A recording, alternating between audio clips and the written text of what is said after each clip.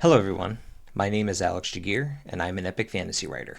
Welcome to Across the Realms, a series where I will be having epic one-on-one conversations with other fantasy authors. I encourage you to check out my other videos related to my own writing, and subscribe to the channel if you have not done so, to stay tuned for my book releases and other epic fantasy content. There will also be a link in the description to my website, should you want further information about me and about my books.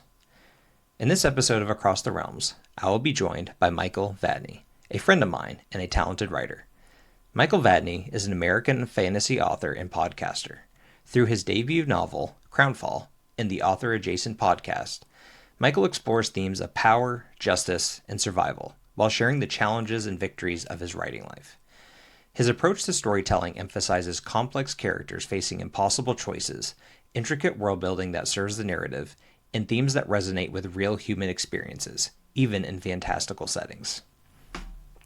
Michael's debut novel, Crownfall, a nobledark fantasy, follows three main characters, Kindle, Gellert, and Amara, who find themselves in the struggle for power, justice, and survival in the land of Barunt, where the Empire has ruled for nearly a decade. I very much enjoyed reading Crownfall, following the three protagonists and discovering the rich magic of the world. I hope Crownfall is something that you will enjoy too. Links to Michael's website, YouTube channel, and social media can be found in the description. Now, it is my pleasure to introduce Michael Vadney.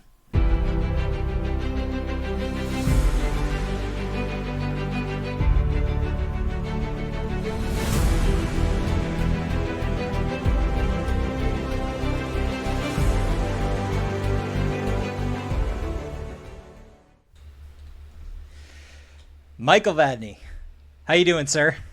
I'm doing well. I'm so glad we finally got this working. Yeah, for anyone not behind the scenes, unlike me and Michael, we've had some delays, some technical issues, had to reset the internet. But what does one do when dealing with technology other than struggle with it, right? Persevere. That's what you do. Yeah, Just keep absolutely. going until you want to throw it out the window. I think when I was on Author Adjacent, the same kind of thing happened. We just had issues. I don't know. I just planned for that now. That's what happens every time, which is probably why I've never considered doing a live recording. I always do it pre-recorded because there always seems to be something. The lives honestly were super intimidating for a while, but since like doing this digital book tour, I've done a few of them now. I still haven't hosted any, but I've joined a few, and they're a lot less stressful than I expected them to be. But I imagine trying to host a live would be like, as soon as something goes wrong, it'd be like, oh, fuck. Yeah, I don't think I am ever going to host one. You're right. The first time I did a live one, and it was the first interview I ever did, was with Mike and Roe on Bald and Balding. And Nice. just my first one, and I usually don't get nervous, but I got on there, and it kind of hit me for the first 5 minutes or so. But then they were really good to talk to, and then it flowed naturally, and I've been good ever since. But you're right, that first initial interview, it racks your nerves a little bit more than what you're expecting, even if you're already you've already had Author Adjacent for some time, but it's different. It's very different. It's very different. One, being on the other side of the mic, and two, just like having that feed of instantaneous feedback while you're doing the conversation. Eventually that falls into the background and you don't really notice it as much. But at first it's like, oh, don't say anything dumb. Yeah, no promises though, right? Yeah. It's especially as the person not running the podcast, if you're the guest, when you see those messages pop up, I probably did it poorly, but trying to figure out, oh, do I take this or do I let them take it? I think a couple times I took it upon myself, and maybe I shouldn't have, but oh well, that's fine. No worries. It's all loosey goosey. We're all doing this in our free time, out of the kindness of our hearts. Yeah, for everyone. None of us are chooses to professionals watch. here. 100%. I agree with that. At least on my end. How many live ones have you done so far in the last month or so? God, I think 3, maybe. Okay, yeah. 2 or 3. Yep. Yeah, because I did Bearded Book Beast. I did Already Overbooked. Actually, I think those are the only. No, there's got to be a third one. There's a third one, and I'm missing it. And whoever you are, I'm terribly sorry. But I'll be on actually, this will come out after, but later this week I'll be on Bald and Balding. All right, cool. Yeah, I always feel bad because I always forget people's names. I'm really good with faces, and I'm good with when I see a face, I know conversations we've had. Yep. And I need to get better with names. I feel like names. I know everyone from like before I was like turned 15. Everyone I met before 15 is all in my mind. Everyone since. Sometimes it works, sometimes it doesn't. I don't know what that is for, but actually, you know what? It's probably a good segue into all these podcasts you've been doing because there's a reason why you've been on all these podcasts, Michael. I don't know if you know it, but I do. I wish that it's not released yet. I don't have a physical copy of the book. Do you have one? I have one with the Amazon banner perfect. on it. That's fine. That's fine. Crownfall. So, Michael, I actually finished reading your book a week or so ago.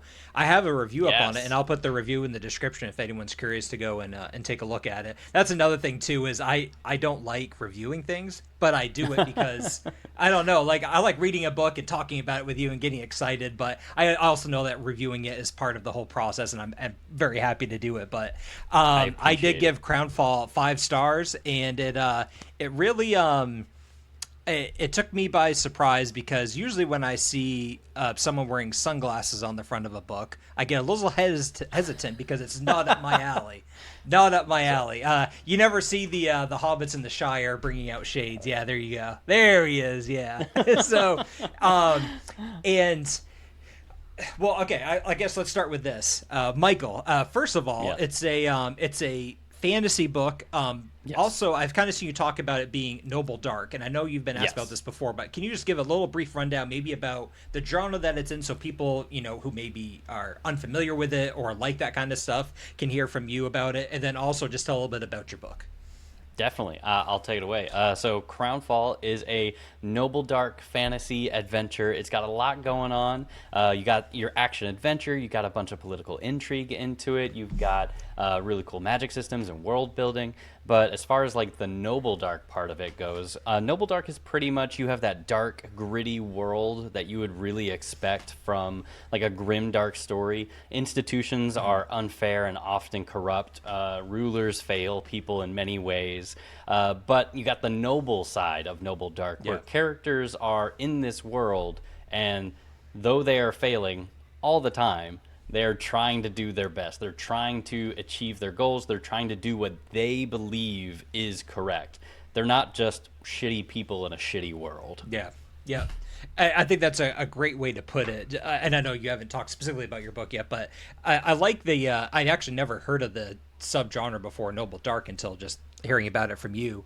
But that's kind of a genre that's fun because there is evil in the world and darkness, and so a fantastic element. Your story that you told adopts that, but you still have that core principle of we all still like want to see that like light in someone, or whether even if they're Yeah. fighting for maybe slightly the wrong purpose, they still think that they're the noble one. So again, that's kind of a twofer there. You might have some people pursuing something that they think is good, but maybe not. But anyway, you have a few characters in the book. You have I hope I pronounce these right. Is it Kindle? I'm very excited to hear this. What did you say? Kindle? Kindle. Very Kindle. close. Okay. Jellert. Yes. Jeller. Okay. And oh man, this one could be one of two ways. I'm gonna guess Amara. Amara. Amara. Okay, gotcha. All right. Very so close, I very was on close for on all three. of them. Okay. Yeah. So all right. So Kindle, Jeller, and Amara. Yes.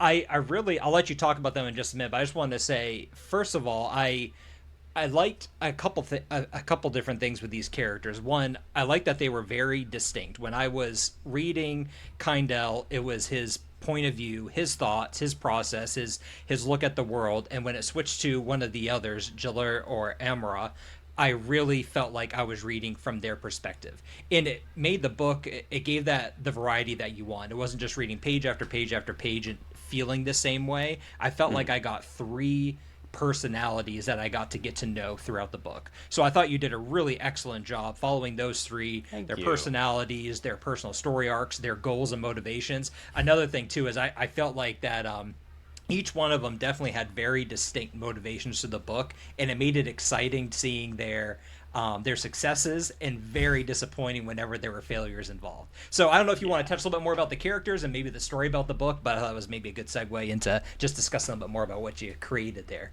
Yeah, I could definitely do that. So the story that I wanted to tell, each of them, you essentially get like three stories in one when you pick up Crownfall, and they Hmm. do intersect and they mingle and they come together and go apart at different intersections depending on what is happening. So you get one complete story as well.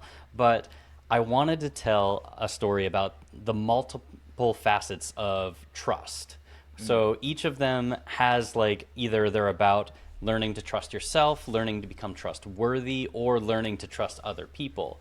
But that's just like the theme, higher level literature Yeah. stuff that you really get into if you really like to dig into like the mechanics of books. If you're just coming in here and you're just looking for a fun fantasy adventure, buddy, I got you. It's got a revenge story. We got the political intrigue like I was talking about earlier. And then with Jellert, what I really like about his story is he is a man who has had his morals tested and broken Mm. and is now kind of just in the aftermath of that trying to figure out Yes. like how do I continue, like what I believed in the world will not be true just because I believe it. So there's a little bit of something for everybody in this.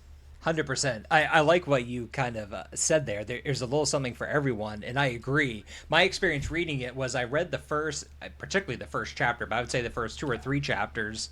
At first I thought, man, is this whole book going to be just action, action, one after another, and then you settled into just a really good story again for all three of them. That created a lot of intrigue, and I was genuinely like excited to see what was going to happen with all these Thank you. storylines. And like what you said, that the theme of trust was one thing that on multiple levels was definitely through this book, and I'm not going to give anything away, but from beginning to end. But so I do agree, if someone's really looking for something to see thematic elements of truth, of trust, maybe some honesty, deception, there's a lot of good kind of ethics in here, moralness built within the characters, and each character might have a little different moral opinion on some things than others. But then if Yeah. you're looking for just a really cool book with some action parts and some, maybe some grisly scenes, this is a great book for that as well. I think it actually serves both purposes, which is a really Thank you. hard balance to strike, at least in my perspective. I don't know, maybe when you wrote this, did you have to kind of maybe plan that a little bit, or was it pretty easy for you to kind of picture these scenes and interweave them in through the story? Yeah. So it was a little bit of both. I definitely had a lot of struggles. This is the first book that I ever finished and got to completion and went like, hey, let's publish it and take it the whole 9 yards. But I knew that I wanted Kindell to be my action hero because Mm. I love, oh, punching my mic. I love cool action. I grew up reading R.A. Salvatore, so Yes. if yeah, anybody who has ever read Salvatore knows that like action scenes can be amazing. So I wanted one of my main characters to be an action hero, but I also really like the tension of the machinations of plans and trying to figure out, is my plan going to be better than your plan, as we're all just Mm. trying to elevate ourselves. And that's where Amara comes in. But I also wanted a vehicle for telling you about the world building and the magic system and this moral complexity of like, what do you do when you don't know what to do? Yes. And so each of my characters, you have that avenue, that vehicle for what you want. And initially, when trying to like figure out the story, I'm a big plotter. I need to know what I'm going to write before I am writing it. And I mapped all three of the storylines across the 3 act story structure Mm. and then weaved them all together like a braid. And it did not work at Really? Yeah. all. Yep. Oh yeah, because Yep. it was three separate stories that I was putting together, and I would have Mm. inciting incident, inciting incident, inciting Yep. incident, first plot, first plot, first plot, and it was very Mm. repetitive. Yep. So then when that happened, and I wrote like draft 3 or 4, I noticed the repeating pattern, and I was like, oh man. This is rough. I need to go back to the drawing board, rearrange things. What information is most important for the reader to actually know at this time to make this all not three separate stories but one cohesive story. And that was Mm. definitely a struggle for a while, but once I started getting into draft about 5 or 6, it started to solidify, and I was like, Mm. okay, we're actually getting somewhere. This is all becoming a full and complete Yeah. story. It's really fun hearing you talk about that. You and I are kind of in the same boat as far as like timeline. I think in our life and both the writing, where you just came Yeah. out with your first book, I came out with mine in the fall. I think we're both in our early 30s. I'm in my early 30s. I think same with I you. might be a little older than Maybe you. a little bit older. I'm 33. I'm about to be 35. Okay, yeah. So I think I just feel like that you and I are kind of in line with that a lot. And I also Oh had yeah. not maybe as hard of three perspectives as you, but I did have three main characters in my book, a little bit more heavily focused on one. But I felt like that's when that was the challenging part, was getting to that point where Hmm. instead of just thinking of the story and kind of going with it, you had to think, oh wow, no, I actually have to plan these interactions. I have to plan the flow of the story and all three together while also thinking about the thematic elements. And so Yeah. it's really fun hearing you talk about your process, because I kind of came to those realizations at the same time too. Especially when You you're made talking the about right move fifth, though. sixth, seventh draft, that hit home, and that started to get tiring. Oh yeah, I think grand total I got to about 9 or 10 drafts by the end, or like when it was done. Especially towards the end when I was just like edit, edit, edit. Yes, yeah. But yeah, I think you made the right move with your story. Like yes, you do have three almost primary main characters, but one of them is the center. Like he is the one that you're mostly following throughout the whole thing. And you filter most of the story through him. And honestly, I think that was a really smart move for your first story. Awesome. So I for appreciate that. anyone out there writing their debut novel, keep it simple. Like you will Yeah, save yeah. yourself a lot of headache. Yeah, because I was very impressed with yours. Again, maybe just rehashing what I've already said, but you could tell the amount of, if not pre-planning, in the middle planning, what you had to do to get all three of those stories together, and it worked out very well. I Thank you. enjoyed the beginning, the middle, and the end. I enjoyed how all the characters. One thing that I really liked was the dialogue between the characters.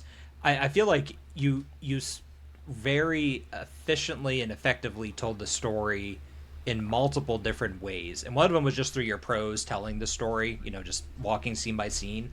But then a really effective method that I feel like I definitely need to do better. And I try to read dialogue parts from yours that I enjoyed slowly to kind of soak in everything. But the conversations between the characters and moving those relationships forward, progressing the story, and then also some world building sprinkled in throughout. Yeah, I just Thank thought you. all three of those were really great. Did you have one that you kind of favored telling the story more? Because me, I like to go towards the world building. I like to kind of see the bigger picture and then slowly start to narrow in. And your Yeah. world building, you really took the time to reveal stuff throughout the story, which I really appreciated. Yeah. Oh God. Really, what I try to remember is I only need to tell you what you need to know right now. Like, is it Yeah. relevant right now that I don't need to tell you yet? And that was a big guiding force going throughout the multiple drafts. But I will also say I have a ruthless editor who will tell me without any qualms for my feelings that, hey, this is too much. They don't need to know this. Calm the hell down. I know you're excited. Yeah, absolutely. I same thing for me. Every single one of my readers came back and said, "No, it's too much. Like it's beneath that top level. There's something really good, but you got to strip it back a lot." It's Yeah. fun though, the world building part, because it's natural that you want to tell people your world because you think it's exciting, and it is exciting. But then the story and the characters come before all the world, all the world items. I agree. Speaking of the world, though, I guess there's kind of two aspects of it. There is the actual physical world that you made, but I want to ask first about kind of the magic system in your book. Um, Yes. this one is a kind of a funny one to call a magic system. It's kind of a blanket term you use for everything now, which it works, depending on kind of what your book does. But I felt like your book, and they relate, but there was definitely two kind of segments that I saw, and maybe you won't appreciate the term, so please correct me if I get it wrong. But there was kind of the core magic part, and then there was almost like the techie kind of part where the guy with the sunglasses kind of comes in a little bit. It kind of molds a little bit out of that kind of fundamental fantasy and into a little bit more of that, not sci-fi, but a little bit outside of that fundamental fantasy that people are a little bit familiar with. And I didn't know how I would like it, but I did like it. I think I liked it because I think you developed it well, and Thank you. it felt like a real breathing part of the world, not just something you stuck in there to give it an extra kick, if you know what I mean. So how did you kind of you're think? How did you You're kind of hyping think of me up those? here. Yeah, there you go. You might not have another better interview than this. So I know. for all the congratulations. But how did you? I guess, think about the magic system, did that kind of come first, or did you think about the characters first? And I and you don't feel like you have to answer this, but how much of the magic system was in kind of like the core concepts you have were kind of revealed in this first book? Because I feel like you revealed again everything that the reader needs to know, but I still feel like there's a lot more buried underneath the surface that is still, hidden. Yes. So, oh God. First, I will definitely say thank you so much. I won't be able to walk through all my doors after this interview because my head is just going to be so Oh, big. there you go. There you go. But I It's really okay to have a appreciate big it. editor time to time. No problem. But as far as like the magic systems go, I would definitely say the process that I went through for creating Crownfall was very much a learning experience, which it will be anytime you write your first book. Your debut novel is going to be a battlefield of you learning how you write books, what works for you and what doesn't. So I'm going to go over what I did.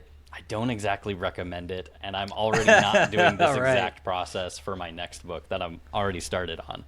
But for Crownfall, I knew the effects. I knew the broad feeling of what I wanted these two mostly separate but related magic systems to do. I knew I wanted Magitech. I knew I wanted this technology-based, crystal-powered technology that would be the core power of this massive empire. And for I don't mind telling people this because this is very basic stuff. For that magic system, it's essentially you have a crystal, and through runes and attaching it to metal and devices, you convert energy from one type to another. So from kinetic to light, from heat to electricity, and you can think of all the things that you could do with that. Capture wind, turn it into propulsion, all kinds of stuff.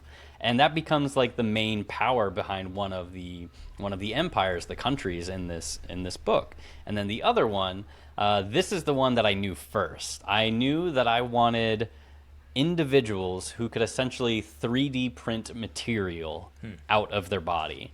And the power of that material and how strong it is would be very dependent on like their focus and their will. I took a lot of inspiration for the initial idea from Brent Week's Lightbringer series. If you haven't read it, it's so good. It's so good. So good. I was thinking I have about that book like 2 hours ago before sitting up here. I was like, I haven't read those books in a while. Yeah, I have a friend reading them right now, and I'm reliving it through him as he keeps That's talking to me fantastic. about it. That's great. I'm having so much fun. Yeah, absolutely. But I knew that's what I knew at the beginning. I mostly just wanted those two things. In retrospect, I should have dug deeper into the writing to figure out what the magic systems can't do. Because I knew the feeling that I wanted, but I should have known what they couldn't do from the get-go, because it's really easy to figure out what a magic system can do. And you can just add on more things and more things and more things. Yeah. But when you start just really defining what it can't do, that's when you start finding your corners and your edge cases and your limitations, so it's not just every wizard is a god. Right. And I think if I would have figured that out sooner, it would have made my drafting a lot easier, and I would have had less revisions throughout the process. Did you find yourself overwhelmed at all in developing your magic system, whether it was in the middle of the book or in pre-planning? I know with mine, I had these grand ideas, and I still do, but I had to tamper it down for this book, and I really had to plan on what I wanted to reveal, what parts are worth developing, what parts were not, which was kind of a struggle. And I don't know if you went through a similar process as well. Oh, definitely. Like, because there, like you were saying, there's a lot of depth to this world and this magic system that I don't talk about in the book because it's not relevant to the story. The story is this part of a massive scope of a universe that I have planned. Like all of my stories, I plan to be, if not on this planet, in the same universe, and they are all related. And you'll be able to read the books and figure it out. It's not going to be too obvious, but it'll be easy to find. Gotcha. So I already knew there's so many things that I was like, there's not going to be enough room in this story to explore this. But I want to hint at it a little bit. I want you to see the edges. I want you to see the rough shape of its size. Absolutely. Yeah. And not wanting to go, look at my really cool world building was really hard a lot of times. And there is definitely a lot of overwhelming things about just writing a book in general, because books, especially fantasy books, are huge. It's a big deal. It usually takes like a year at least for people. For me, it took me, God, I think like 2 or 3 years to write this story seriously. And it's going to feel overwhelming, especially in the middle is when you get that feeling the most, because you've already done so much and you can't see the end of how long it's going to take to be done yet. And you're just swimming in the ocean and you see no land in any direction. Yes, But you just got to remember, hey, just keep swimming. Do the Dory method. Just like Dory. Just keep going. Exactly. Yeah, you'll get there. You'll lose your mind a few times, but you'll get there. Yeah, and like mechanically, the best thing that I can really advise for doing that is just trying to break up the amount of work that you're trying to do in as small of a piece as you can. Yeah. Don't worry about the whole book. Worry about the next chapter. Like if you find yourself overwhelmed, just worry about the next line.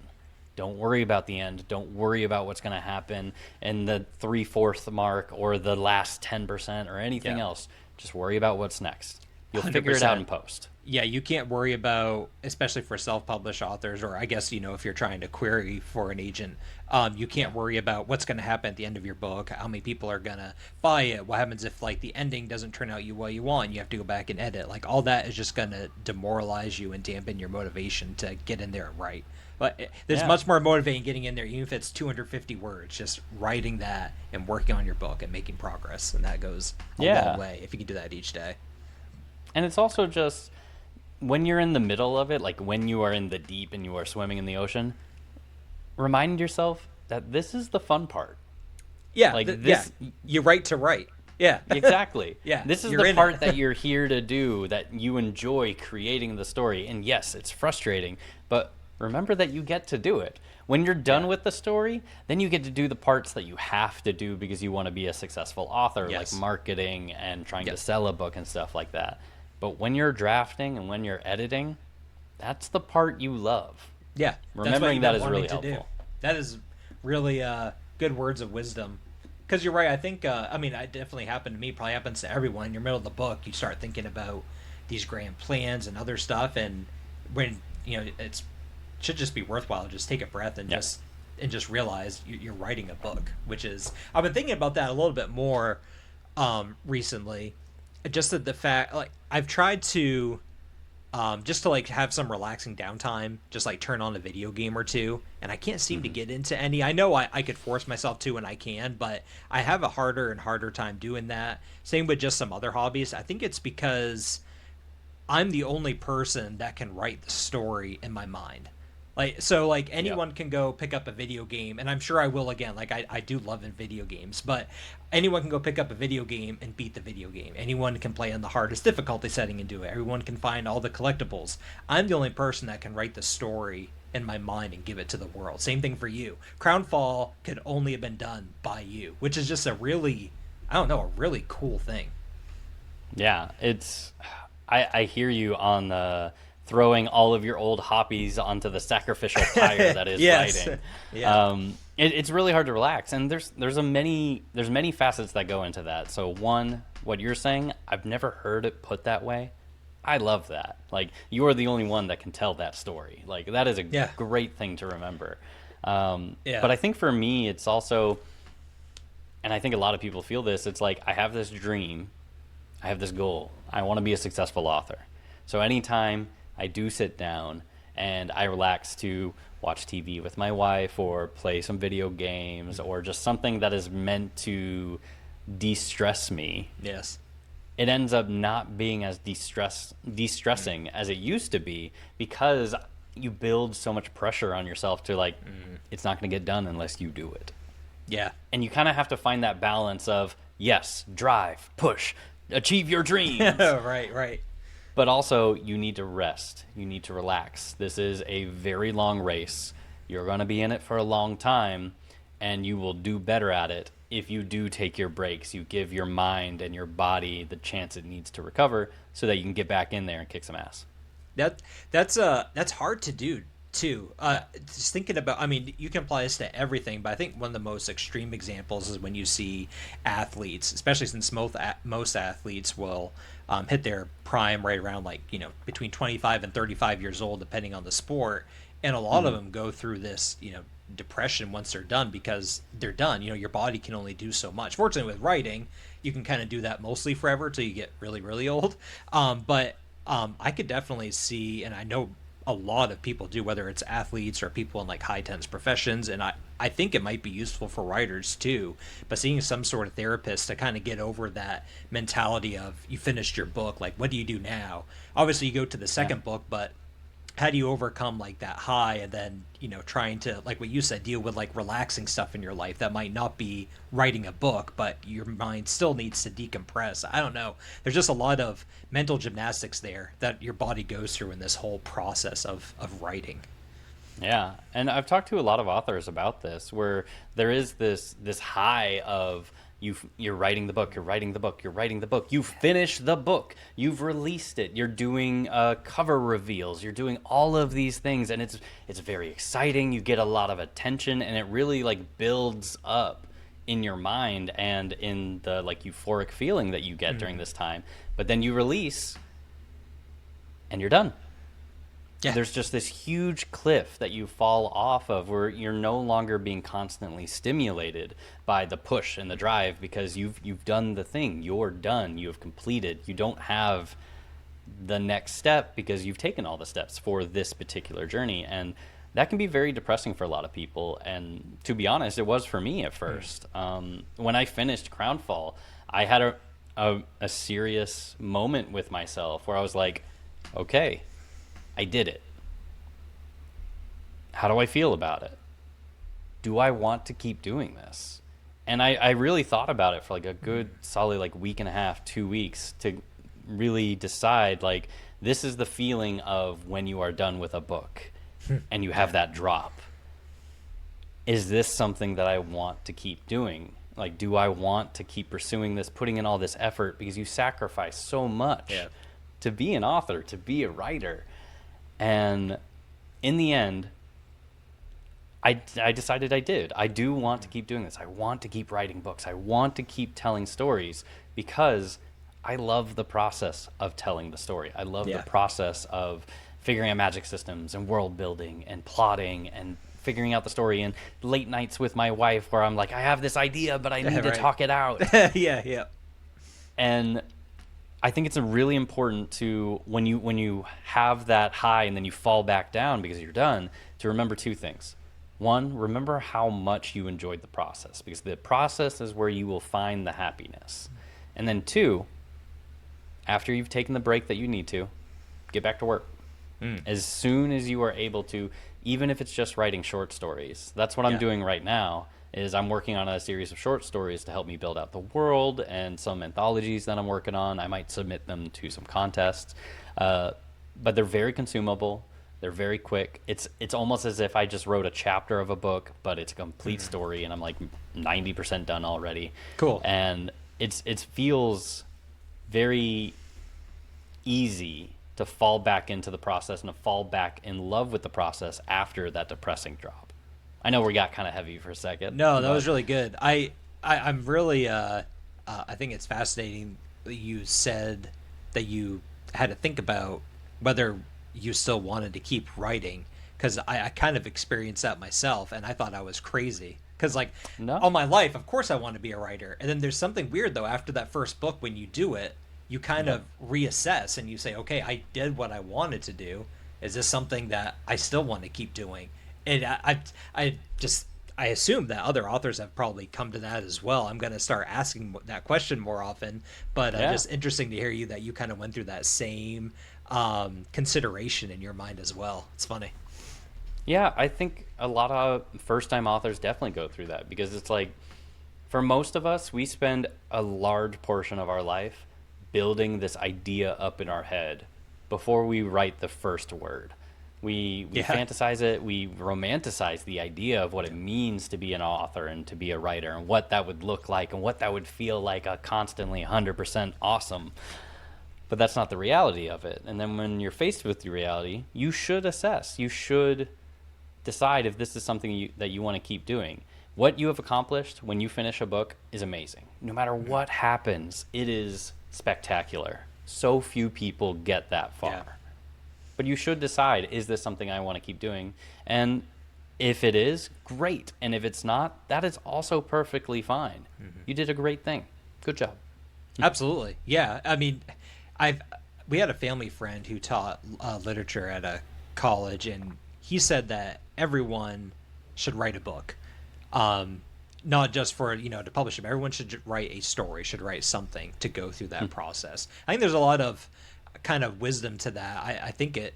I don't know. I just think we don't have to go down to the deep dive, but it's just kind of something fun to consider because it does provide a really unique experience to be able to create something on your own, write it down, even if you don't share it to anyone. It's something that you made that's personal to you. I don't know. There's this same thing with journaling. I guess it's just kind of in the same vein of that. Someone says, which I don't do. I've tried before, but I cannot journal. I don't know if you're the same way.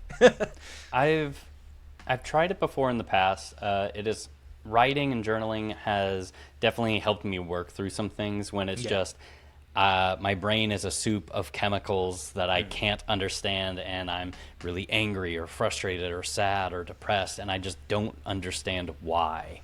And I have found that like journaling can be very helpful for that, for like just putting down in a physical form, I'm angry. Why are you angry? I'm angry because this happened. Yeah. Well, why did that make you angry? Like just going through that process can really help untangle your mind sometimes. But it's not something that I do regularly. Yeah, it's interesting though. Just putting something on paper can help with that sometimes. Yeah. Oh, definitely. You had mentioned you're kind of writing you wrote some short stories or in the middle of it to just kind of, transition out of writing your first book. And you don't have to say anything you want to, but what can we expect from a second book? Is it going to be obviously same universe, but is it going to directly relate to this? Are you thinking of something kind of original outside of this book and separate? What are you kind of thinking for book 2? If that's an okay question to ask. Totally fine. Good question I'm to ask. super I don't know if I'll get an excited answer. about this project. No, you're going to get an answer. I got one for you. So this next project that I'm working on, first of all, I'm just doing a series of short stories to kind of, like I said, help me build out the world. And I have some anthologies that I'm going to be a part of in the next year or so. So I'm working on that and trying to figure out what I'm going to submit to those. But also these short stories are just very helpful because the next story that I'm working on is within the same universe as Crownfall. I'm expecting this to be a standalone novel. Cool. It is built as a standalone novel, but there's room for it to grow if the masses chase me down and demand more. So I can always come back to it if I need to.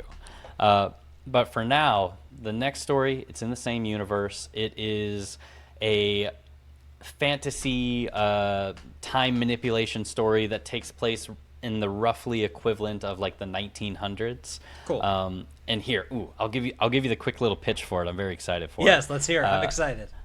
So we have 2 half-brothers travel back in time to save their mother from an accident, only to discover that their mother never died, she faked her death, and left. They are then yanked back to the present and left with the question of where did mother go, why did she do this, and what has she been doing for the past 10 years as we've been trying to figure out how to save her. That's cool. Good premise. Yeah, I'm very excited. Yeah, that's I'm exciting. thinking like a Full Metal Alchemist Brotherhood meets like Canius trilogy. It's I'm the worst person to talk about anime with, and it's one of my downfalls in life. I need to finally bring that world into my life. So well, I will tell you, Full Metal Alchemist Brotherhood is the best anime for people who have never watched anime. Okay, cool. And I say that because the characters are amazing, the plot is really good, and it doesn't have a lot of the really bad anime tropes.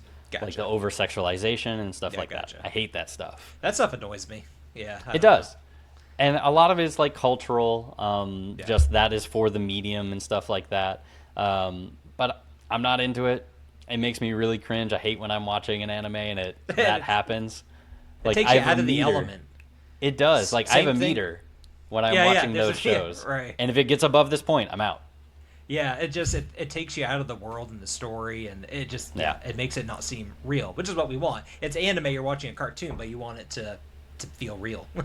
Yeah, it's a really good story. Highly suggest. If you want to try anime, try Full Metal Alchemist Brotherhood. I've heard that, and then I've heard Attack on Titan are the kind of the two to try out. Attack on Titan is really good. It is very brutal. It's very gory. It is like you might lose your faith in humanity a little bit watching that one. Gotcha. I'm willing to walk that line a little That, bit. that's actually a really good comparison between like Noble Dark and Grim Dark right there. Yeah, gotcha. Okay, perfect, perfect. For your premise for book two, I love that you just kind of thought about that because what you were saying before, how much thinking that we as authors do just to think about our next stories and our next worlds because so much of it happens in our mind before we even put a word down on the page. So it's a fun process. I'm glad you're having Oh fun yeah. with it. Oh, it's a blast. While I was working on Crownfall, I had periods of time when it was like off to editing or beta reading, and I just didn't have it in front of me to work on. And by the time I finished Crownfall and I started looking at this other project, I realized that for my current project that I'm doing now, I had racked up about 170 pages worth of notes of Wow. just Yep. ideas and like Yeah. maybe I'll do this and maybe I'll do that, and that would be cool if I did this. Yeah. It's I always wonder, I have stacks as well, and I always wonder, am I ever going to go through and sift through them? Because there's a lot to have to go through. But Yes. agreed. Anytime I have a good idea or I think is a good idea, I put it down. Yeah, I am a digital note taker. Me I too. like writing down physical notes that You I got have it, going yeah. on and stuff like that, but digital is usually best for me because it's just I can so take it anywhere. versatile. Yeah, 100%. How is let's talk a little bit about author adjacent. Um I assume I could be wrong on this because there's probably a lot of different reasons why you set up the podcast, but was one of the main ones to doing it to kind of, I guess, one, make that connection with authors, the community, but then also put yourself out there for your own writing. It's probably, probably both. Probably both things are true. But just talk a little bit about maybe why you started that podcast, how it's going, and maybe a little bit how if it's affected your writing at all, or what you kind of think about the writing industry or the fantasy sci-fi industry. Just kind of your overall thoughts on what it's been like running that podcast so far.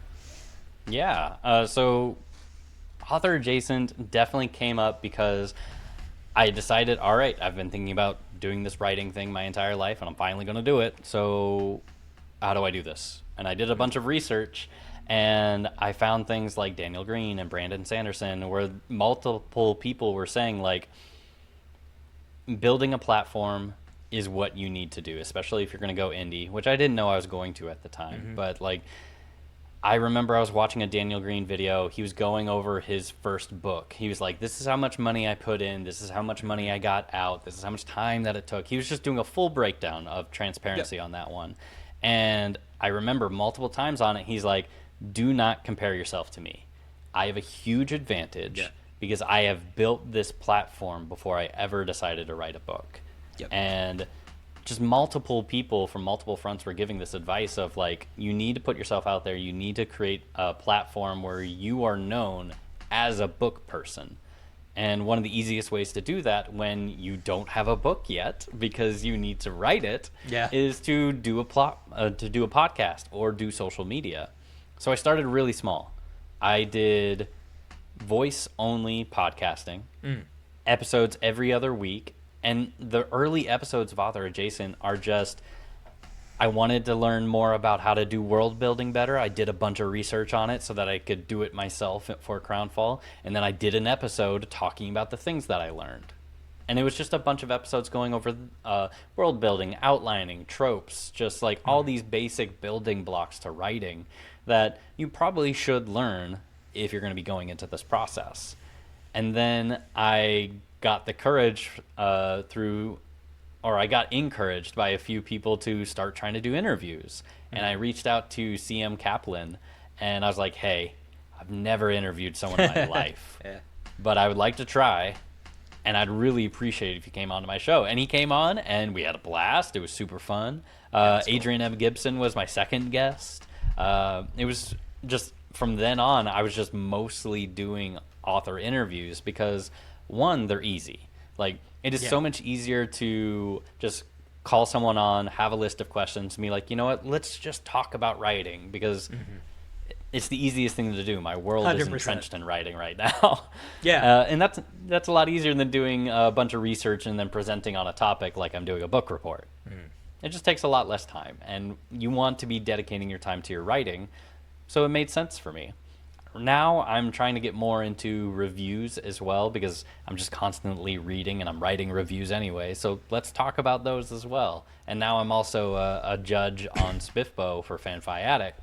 Yes. So, yeah, aren't you as well? Yeah, I'm on Obel's judge team, so that's Yes. cool. Was this your first year as well? Yeah. It's been fun. I'm definitely reading books that I never would have read to begin with, and so I'm excited. I have a couple episodes I'll do on that as well, but it's been a really good experience so far. Yeah, it's been really fun to, like you're saying, you get a lot of books that were not on your radar even the slightest, and you're like, oh, I've never heard about this. I'm going to Yeah. read it for this competition now.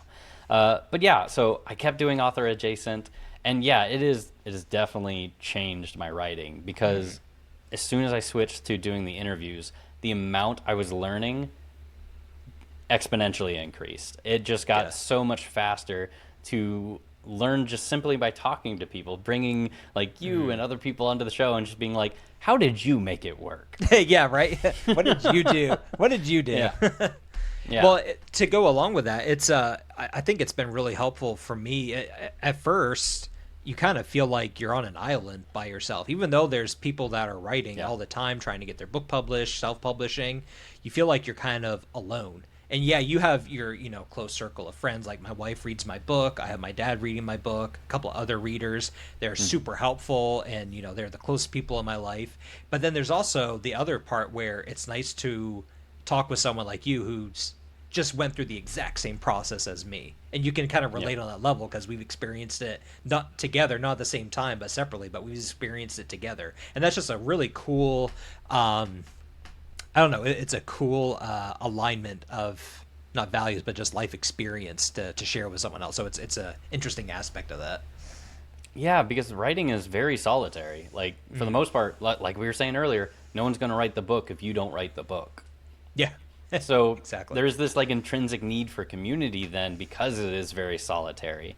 And God, just the book community and the writing community in general, I say it all the time, is amazing. Like, they're super agreed. kind. I've never had a wildly bad experience. The worst thing that has ever happened to me in the community is I reached out to someone to like for an opportunity or to bring them on to author adjacent, and they didn't respond.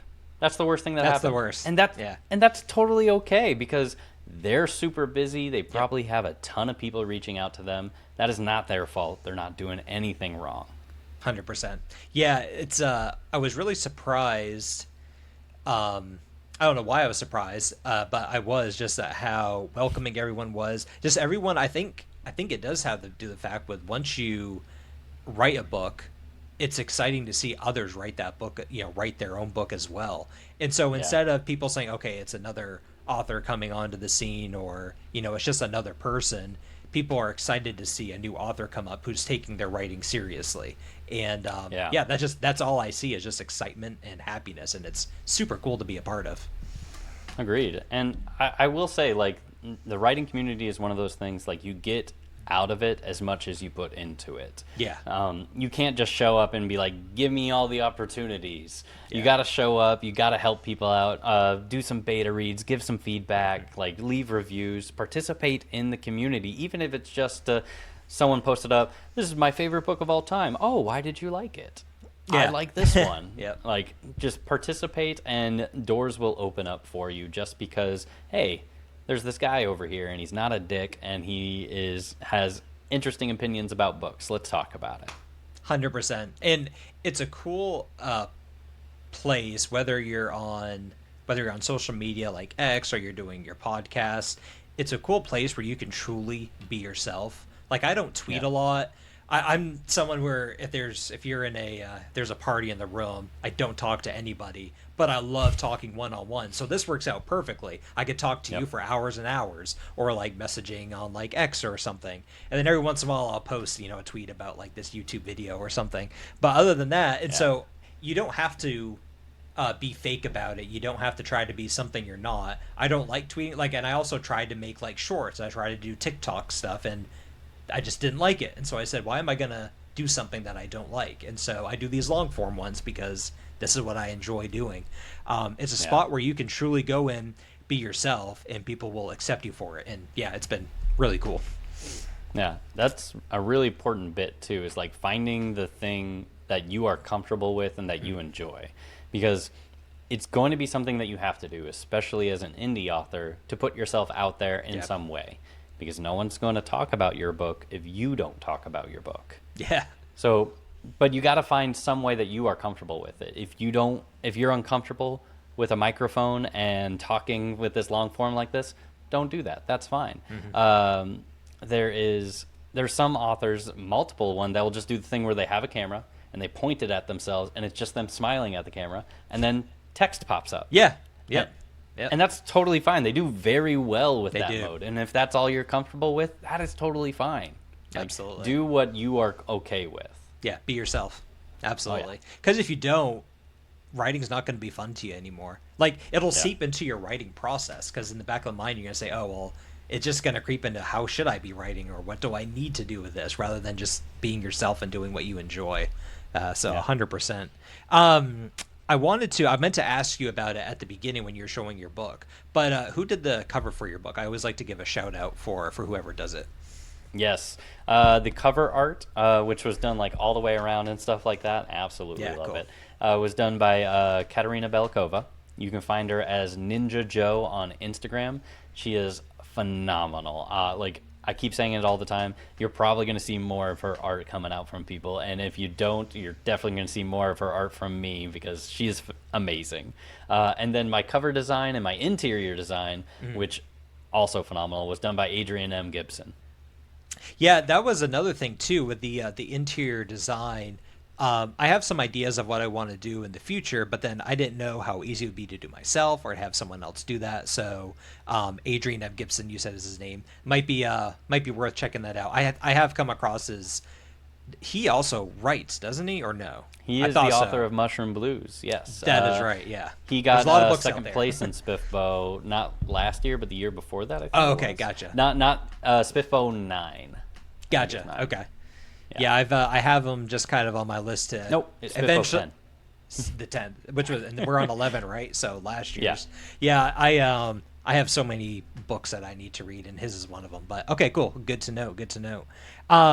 I have a couple fun questions that might branch off. It's kind of, well, it's normal questions because it's topics I like to talk about, and I think maybe you will too.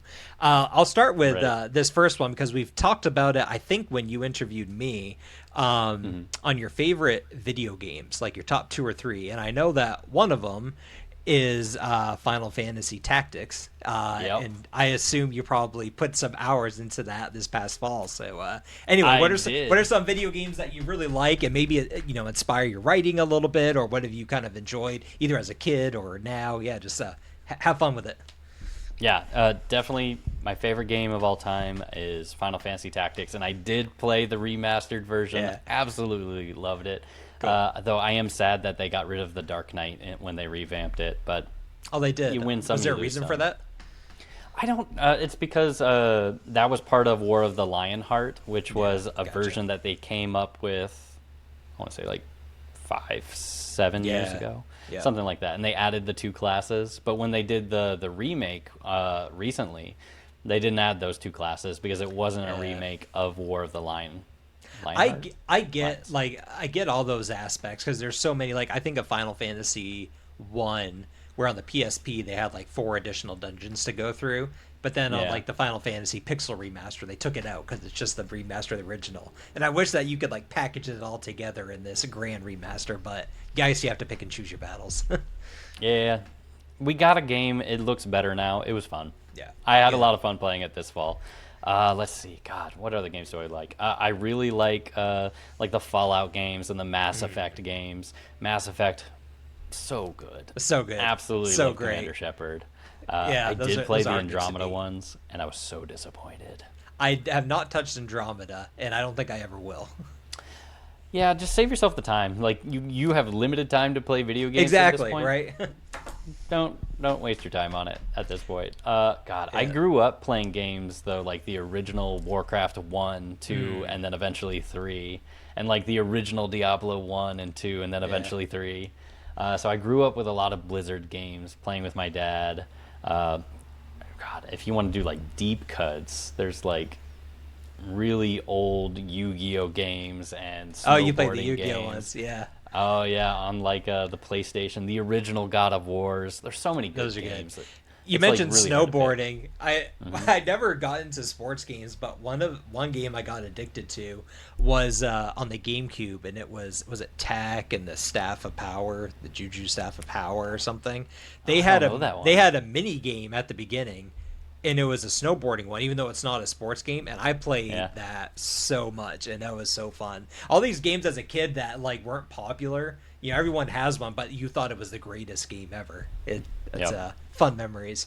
What I found myself today, like if I do pick up a video game, I have so many that I haven't played and newer ones, and I just go back to ones that I know that I enjoy and just replay them. Yeah. Like I think I've beaten Dragon Age like 3 or 4 times already. I love that game. Oh, which one? The original one? Yeah, the original one, Origins and Awakening, both of them and the expansion were They're really so good. good. I've played. I don't think I've played like the newest ones, Yeah, yeah. but I've played a lot of them. Those are really good games. Yeah, they're really fun. The storytelling, I mean, BioWare in its prime back then was just very good. Oh yeah. Oh yeah. Like I don't think I've picked up on the last like one or two of them just because I'm so out of either. touch with the games now. 100%, Like you yeah. were saying, like It's same when I thing. have times to play a game, I want to play something that I know I'm gonna have a good time on Yep. because I got limited time.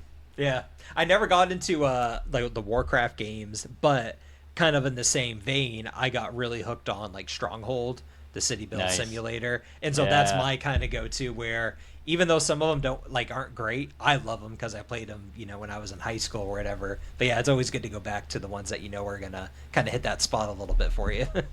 Oh yeah, and like I play D&D still, and so when Cool. Baldur's Gate 3 came out, I was definitely all Oh over man, that. yeah. I have yet to beat it. Yeah, but I I've got. I played it so gotta many play. times. I gotta play that. I haven't, but I know I love it. I played the Divinity games. I never beat the second one, Yes, but the Divinity first one, Original yeah, Sin 2. they're so good. I got to beat the second one, but the first one, like I first time I played it, I was like, "What is this?" It's like one of the few modern games that I really got into and thought was fantastic. Yeah. I guess that game's 10 years old now, so I guess it's getting kind of older, but it feels still kind Yeah. of new to me. Yeah, they released a trailer for Divinity Original Sin 3. Oh yeah, that's right, they did. Yeah. I'm very So, excited for that. Yeah, they no, were just 2 pumping them was out. 2 was really good because like 1 it's at the time it was like one of the closest things you can get to playing like a really good D&D game in video game form. Yes. But 2, the story is just really good on Divinity Original Sin 2. I haven't played the first one. I have it, but I haven't played it through yet. But that story was so good and has so many facets that I played through that game start to finish twice by myself, once with my wife, once with a friend, because you can play co-op throughout the whole thing. Yep. Absolutely. Yeah, so at least 4 or 5 times I played through it, and even on the 5th playthrough, I was finding massive storylines that I never touched on the first 4 playthroughs. Losa, oh my god, people who have played that game, and if you have played Losa as an origin character, yikes, I had no idea she had that all going on this whole time. I'm gonna have to give it a such try. It's such a good story. It's cool when you can experience a story like that and literally like live through it. It's such a cool video game is such a cool art form when done right. Yeah, it's all the best things of like a book, a movie, but with your active participation. Like that's Agreed. why I think storytelling in video games is so good Yeah. and can become such an amazing art form is because it has your active participation. Books, movies are very passively consumed. A video Yes. game requires you to be part of the story. And that's why I have a hard time playing a video game that isn't story driven unless it's one of your Yeah. core like Age of Empires, something that's strategy. It's either strategy or very story driven, and that's it Yeah. for me. Those are the two options. Ah, I hear you. I hear you. Oh man, I can go on for video games, but I don't play as much as I used to. The only thing I'm playing right now is my wife and I are going through Borderlands 4. because Cool. that's kind of Borderlands like is fun. yeah, that's a relationship game for us. We've played through all of them together, and now we're finally playing this one. That's cool. That's a game that's just fun to hop in and have fun, blow some stuff Also up, and good for that. We play yeah, like maybe an hour a week yeah, if we're exactly. lucky. But it's a good hour. Yeah. Um, let's. I'll do books last, but let's talk about movies for a minute. I like to talk about movies because I hear so many different things about authors say you should watch. Don't watch as many movies because it'll ruin you for writing. You know, it's a different kind of art Really? form. Yep, I've heard that. I think from some bigger name writers. I forget their names off the top of your head. Of my head, I don't want to shout them Hmm. out if they didn't say it, but I came across a few videos that were saying that. I thought it was kind of an interesting take. I'm of the opposite mindset. I don't think you should be digesting filth or like, just like useless mind stuff, like, same thing with video games. But I think I get inspired a lot by really good movies, whether it's Hmm. emotional story beats or like a lot of times when I'm writing my book, I kind of picture it almost in movie mode for some things like big reveals, and that helps me kind of form a picture in my mind of how I want to tell the story.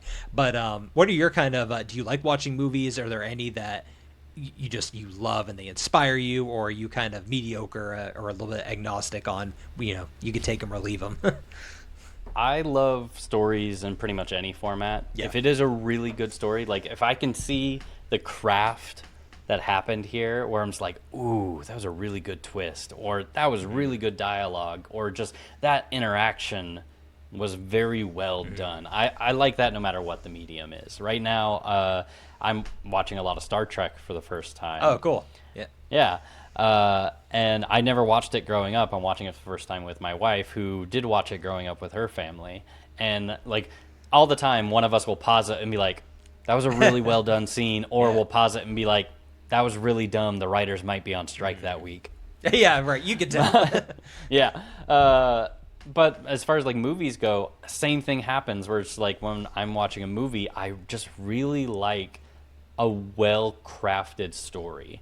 And I'm also a huge sucker for time travel stories Yeah. because Yeah, those they're are fun. really hard to do well.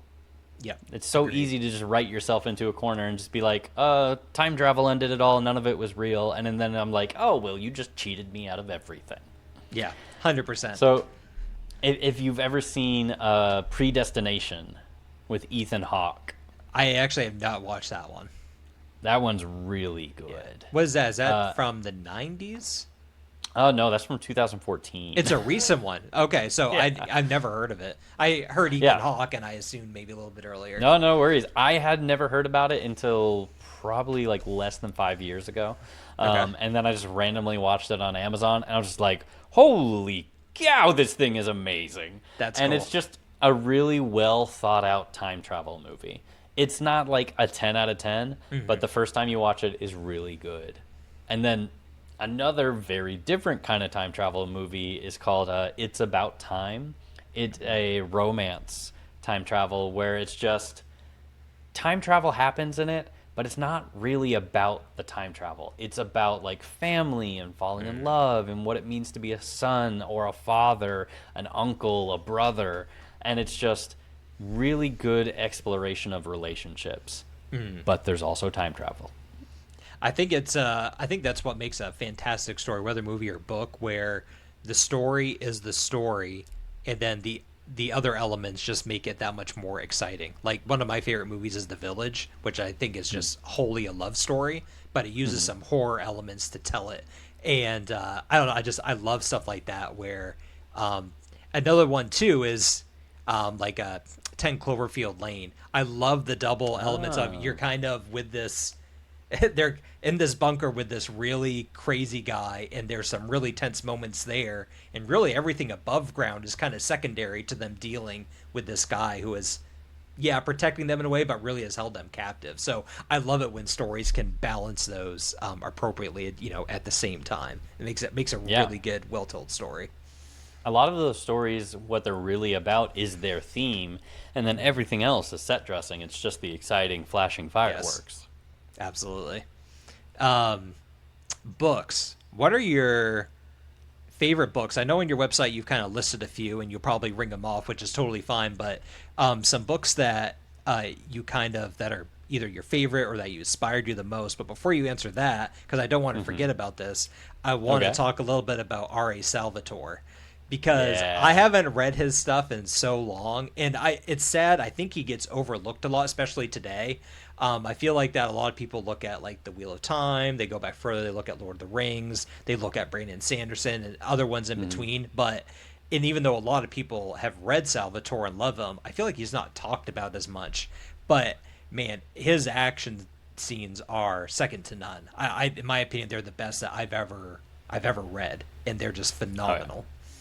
Oh yeah. Between like Dris Duerden, Artemis Yep. Intrigue, like their whole rivalry, Yes. the Yeah. companions of It's the so hall. good. Yes. I love it all. Yeah, I grew up with a lot of Salvatore. Like just so like quick progression of things. Like I started with like The Hobbit, and then I did so much Redwall by Brian Jacques, um, I still which haven't read another those. amazing. It's really good for to grow up on. Like it is a Gotcha. children's series. Yeah, yeah, right. It is great stories to run on, grow up with, and it'll make you very hungry because he describes food so well. But Cool. after going through all the Redwall series, and I'm getting older, I'm getting closer to like 11, 12, 13. I want something a little grittier. I want a little more action. I'm a young boy. I want some cool Yeah. things to Want some happen. cool stuff. Yeah, I want some like Arnold Schwarzenegger level action happening Right. here. And I discovered R.A. Salvatore through yeah, you can see it right back there. Actually, it's that one right there. It is the Spear Wielder's Tale, which is not Dris Interesting. Stewart, and it's not D&D. It's an original story that he told. That was a portal fantasy about a guy named Gary Legger who is essentially kidnapped and taken to the world of fairy so that he can fulfill a prophecy. Interesting. And it was unlike anything I'd ever read before. I now know that story exists all kinds of places, but Yeah, it yeah, was right. so formative for me. And then from there, I jumped to all of his Dris Duerden books, the Origins, the Companions of the Hall, the Crystal Shard, the Cleric Quintet, which Yes. isn't even the same people, but in the Right. same world. God, he just has so many. And then he has a trilogy. Oh my God, I don't have those books anymore. I haven't even thought about R.A. Salvatore in so I long. think he's still writing too, isn't he? I feel like Kind of. I don't know the last one I think was a couple years ago or a few years ago at the Yeah. very most. Yeah, it's about Dris Duerden's daughter. Oh, okay. That might get. Oh, that's interesting. Yeah, that'd be fun. Yes, I actually I followed the Companions of the Hall, which is like his main Yep. people, for so long, and I just kept reading all the series. I couldn't get enough of it. It's really good writing. It's a fantastic action. Like he's always praised for his action, but there's also just like a lot of character dynamics that I really Yeah. like about it too, and I read a lot of it, and then I did eventually fall off, and it was because for me it was like it jumped the shark, and I don't think this is really spoilerly to say because it's like a series of, God, 60 books maybe, Something like that. It's a lot. it's so many. But eventually he kind of just jumped the shark for me, where people were coming back from the dead as if we're in a Yeah. soap opera over and over again, and I'm just like, okay, I don't really believe in the stakes anymore. But at the same time, Yeah. his stories are still amazing. They're really good about dealing with prejudice and showing great action and character interaction and how to deal with coming from a culture that is like evil and stuff like that while still trying to be good, and just nature versus nurture. There's so many great things that R.A. Salvatore does, and Absolutely. he's not given enough credit. I agreed. And it's funny, I wasn't going to say anything, but since you said it, I'll go along with it. That was the one thing, like the one main complaint that I had was, I won't give anything specific away, but one of the main characters, I think one of the first main characters to die, doesn't die and comes back. And that did kind of ruin it for me because I thought that was Yeah. like a very emotional part of the book and it really struck It me. was. And so then when he came back, And I it thought, undercuts it, oh, yeah. like I wasn't excited for him to come back because I enjoyed that emotional kind of depression that I went through reading that book, where it really hit me. Yeah. It stuck with me after I closed the pages. Yeah, and It was just a great yeah, sacrifice. yeah, 100%. And then it just kind of ruined it a little bit. Yeah. Oh, well. It kind of just happened one too many times for me, but he's still 100% worth reading. Like Yeah, Oh my agreed. God, 1,000 Blades or 1,000 Orcs. I can't remember what that one was called. That's one of my favorite covers that he's got. That book is That's just a so good.